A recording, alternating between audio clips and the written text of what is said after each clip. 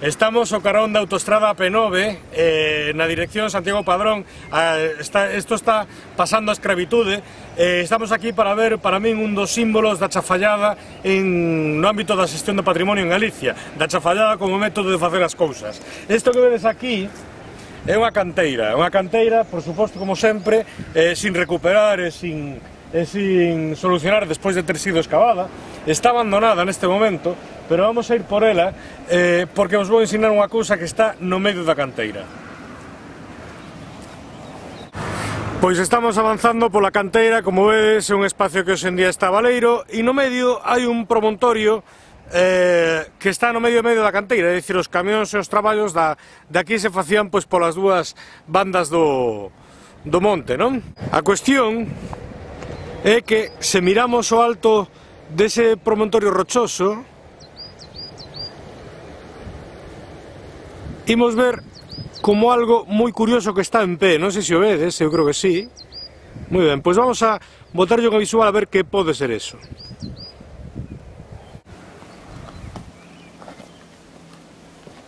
Como vedes, hai bastante toxo para poder chegar, pero bueno, chegamos sin problema.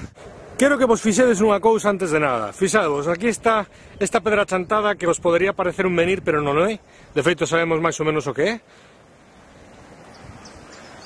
E aquí está o precipicio feito pola canteira todo ao redor desta pedra. Sabían moi ben o que facían, non a deitaron, pero foron todo ao redor, devorando todo o que estaba ao redor dela. Esta pedra ten unha inscripción.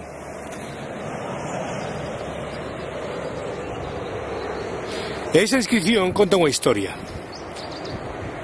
A da doazón dun couto no século XI a un plebeio chamado Sancho Eanes polo emperador Alfonso VII. E esta pedra conta exactamente hasta onde chegamos aos límites deste couto.